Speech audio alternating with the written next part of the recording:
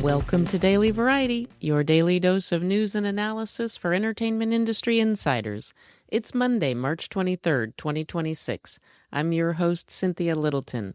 I am co-editor-in-chief of Variety alongside Ramin Satuda. I'm in LA, he's in New York, and Variety has reporters around the world covering the business of entertainment. In today's episode, in our box office segment, we'll hear from Variety's Brent Lang. Project Hail Mary and Ryan Gosling delivered the goods for Amazon MGM, notching the year's biggest opening so far. And Naman and Variety correspondent Naman Ramachandran joins us from Hong Kong as he wrapped up his coverage of Asia's biggest content market, Hong Kong Filmart. But before we get to that, here are a few headlines just in this morning that you need to know. Here comes the Yellowstone spinoff, Dutton Ranch. Paramount Plus has set May 15th as the premiere date for the series starring Kelly Riley and Cole Hauser. A new teaser is out today. CBS has renewed its latest Dick Wolf series, CIA, for a second season. Bowen Yang and Matt Rogers have re-upped their deal with iHeartMedia to host the Los Culturistas podcast. The show is part of Will Ferrell's Big Money Players podcast network, which flows through iHeart. There's big drama going on behind the scenes in France at Gaumont, one of the world's oldest film companies, is in a fight with minority shareholders. French regulators are telling the Seydoux family that controls the company to buy out those minority shareholders as the company faces delisting in France. My great colleague Elsa Kaslasi has the story. All of these stories and so much more can be found on Variety.com right now. And now it's time for conversations with Variety journalists about news and trends in show business.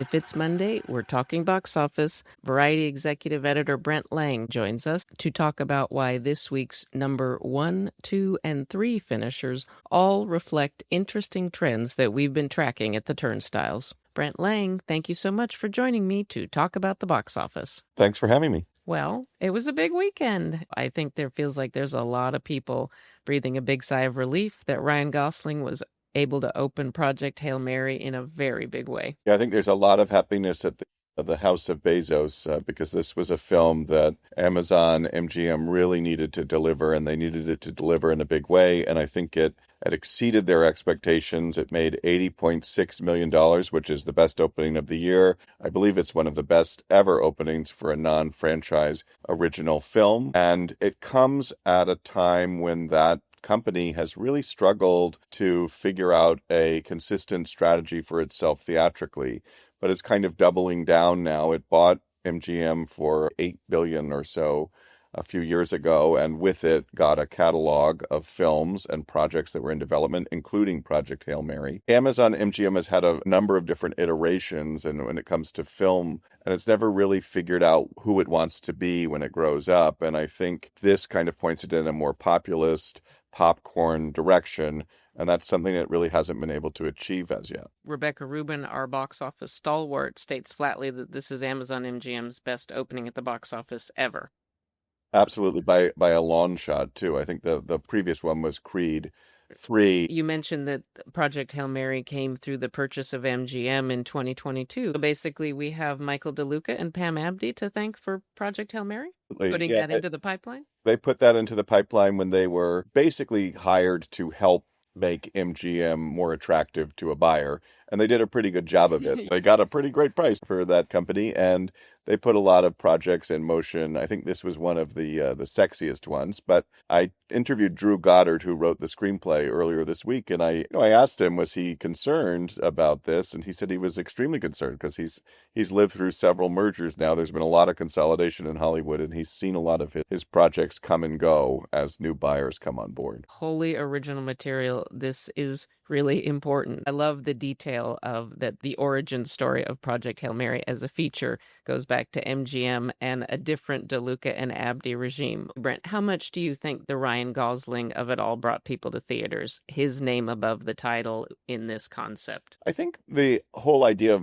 movie stardom has changed a little bit. You know, when I grew up in the 1990s, it was enough to have Julia Roberts or Tom Hanks or Tom Cruise in a film. Their name above the title guaranteed a certain number at the box office. They were the definition of bankable stars. Ryan Gosling is not exactly like that. He's definitely had films that did very well, like Barbie and like this and La La Land. He's also had a lot of films that did not do particularly well. Last summer's The Fall Guy is a good example of that. Blade Runner 2. But when he's cast right, people really respond. And one of his great gifts is he has a nice sense of humor. And when that kind of comes through, it seems to really work. And I think there was a lightness to his acting in this that came through in the trailers.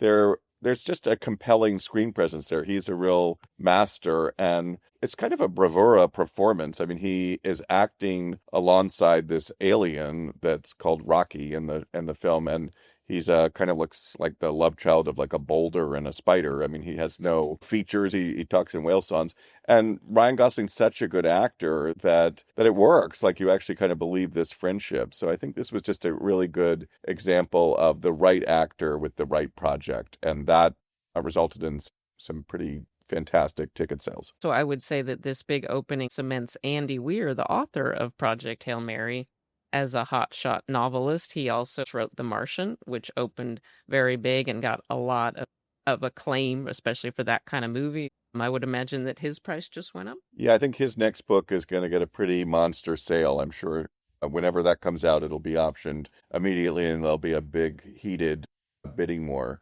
Well, very good news for the folks at Amazon MGM. There's joy in Culver City this morning. Also, the theater owners are very relieved because Amazon MGM has committed to releasing, I believe, 13 or 14 movies a year. That's extremely important because there aren't enough movies in theaters right now.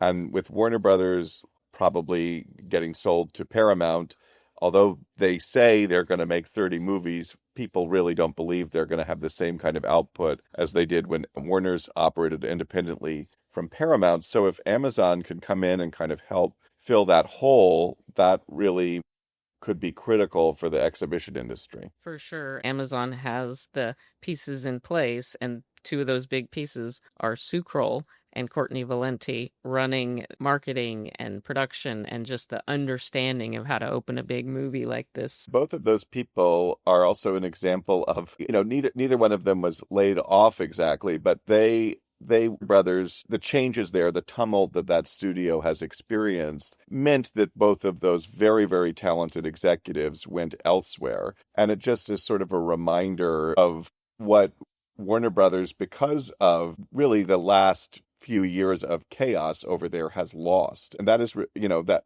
their loss is MGM and Amazon's gain, because those two women are extraordinarily talented people. That's all the more reason why this opening is very heartening. So it's so interesting this week. The number 2 and number 3 place films at the box office both are also really indicative of very interesting trends and things that we've talked a lot about here on our Monday box office segments. Hoppers, this movie is clearly hanging in. Families are enjoying it, and again, a wholly original property. Like, this is got to be a terrific result for Pixar. Absolutely. And I think the other good news here is that Pixar has, after really struggling with its budgets, figured out a way to make these films a little more efficiently. I think this movie cost $150 million, which is still a lot of money, but these films traditionally were costing upwards of $200 million. So that puts this movie in a much better position to be profitable. Number 3 also could not be more kind of in the cross currents of our world and what we're seeing change and cover. And Durandar 2, The Revenge, an Indian action epic that played at 987 locations, according to Rebecca Rubin's report, and it earned an astounding $9.5 million.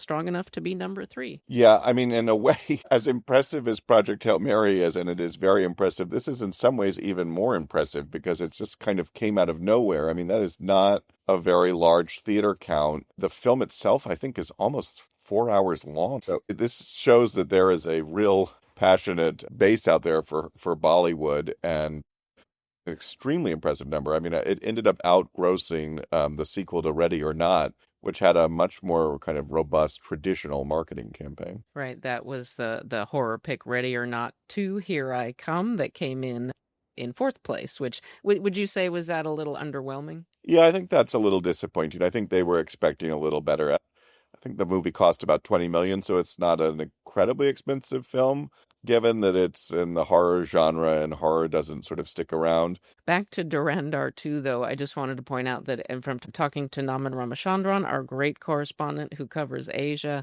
streaming's ability to make Bollywood titles and other aspects of the Indian marketplace make those titles widely available not outside of India in the US has really stoked interest in a lot of these enduring franchises that people just wouldn't have had the chance to see before. Now they're available, and so theatrical releases can really become like events. We're about to hear from Naman Ramachandran, who's going to have reporting for us from on the ground at Hong Kong Filmart. Brent, thank you so much for helping us interpret and chop through all that's happening at the box office. Thanks for having me.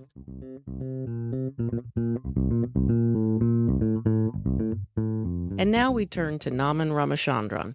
He spent the past week in Hong Kong covering the Film Mart. Everybody's talking about AI, China's growing muscle in entertainment, and of course, microdramas. Naman Ramachandran, thank you so much for joining me from Hong Kong Film Mart. Hi, Cynthia. Naman, I know you are a regular at this event. Set the scene for us and give us a sense of the scope of the event. The Hong Kong Film Mart is held at the Hong Kong International Convention and Exhibition Center. It's a massive wavy building that you usually see on any picture postcard, tourist images of Hong Kong when the images are taken from the sea. It's on the Hong Kong harbor, Mm-hmm. and it's massive. Along with the convention center, there are two five-star hotels attached as well. So there are people, they go and do their breakout meetings there. And it's got restaurants, screening rooms, and obviously the massive main studio floor. So you kind of feel dwarfed by it all because it's so huge. There have been so many stories and so many headlines coming out of it. Who attends? It's film companies that are showing off their wares and their upcoming projects. Is it producers that are shopping for deals? Is it a mix of all of that? The kind of people who attend are, I mean, the film art is film in name only because now it covers up the plethora of entertainment, whether it's film, television, streaming, and the big buzzword in Asia is microdramas as well. And there are producers exhibiting their new wares. There are people trying to sell existing product. There are people there to buy products for their respective territories. So it's a complete ecosystem under one roof. What are some of the themes? What are people talking about at this market? The biggest buzzword in this market is AI, and which is also the subject of many of the conferences. And in fact, one corner of the Hong Kong Convention Center is labeled as an AI hub, where where people talk about what's happening with AI. And the conversation in Asia, which I've been observing for the last 2 years, is that obviously AI is here to stay. No one is talking about the ethics of AI or whether it'll lead to job losses. They have accepted it as a tool, as a part of their lives. And everyone says that AI will only enhance workflows and it will not get rid of human beings. Is anybody talking realistically about producing a television series or a movie largely with AI? People are already producing full length features with AI. We wrote about a Korean project called Rafael, which is not set in Korea, it's set in Europe. And it's 80 minutes long. It's getting a theatrical release in Korea in May. AI is most prevalent in micro dramas as well because it's easy to create 2 or 3 minute segments. And many of the microdrama companies are using AI as a test tool. So they'll create 10 episodes, 10 2-minute episodes of a microdrama. And if it goes down well with the audience, then they shoot the rest of the episodes with human beings. You're in Hong Kong, so there's probably a big Chinese presence at this event. All the major players are here, and China is the dominant presence here. There are 355 Chinese companies here, and 66 Hong Kong companies, plus 50 odd from Japan, Korea, Thailand, and so on. And then there is a strong European delegation as well. Unifrance has a booth, and there's a UK presence because with the Prime Minister Keir Starmer visiting China earlier this year, he wants to, apart from business ties, he wants to foster cultural ties with China, which means the business of entertainment. And to that end, British citizens don't need a visa to enter China anymore. So that is seen as a huge plus point in UK-China trade. And let me close by asking you, is there anything coming out of this market, any story you're eager to pursue or project you're eager to see come to fruition? I think the project I'm excited about the most is the reboot of the Cold War franchise, which they have rebooted with pretty much all the major Hong Kong stars led by Chow Yun-fat. And it is produced by Bill Kong, who is the Oscar-winning producer of Crouching Tiger, Hidden Dragon. So I had the privilege of having dinner with him, and he told me the stories of the films under strict embargo, of course, and I'm very excited because I think it has breakout potential across the world. Well, Naman, thank you for working tirelessly while you were here at the market. Thank you, Cynthia. As we close out today's episode, here's a few things we're watching for. I'm looking forward to attending a screening tonight of Focus Features' The AI Doc, or How I Became an Apocalyptimist. I'm hoping to learn things.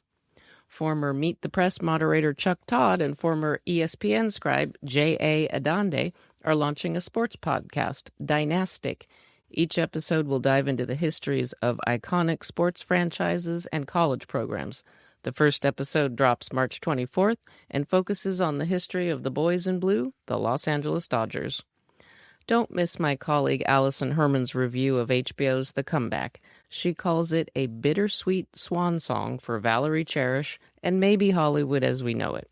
And tomorrow, we'll have a conversation with Variety's Kate Arthur on why The Comeback and Valerie Cherish have endured. Before we go, congrats to Erin Barrier. She's been promoted to Senior VP of Communications for Walt Disney Studios.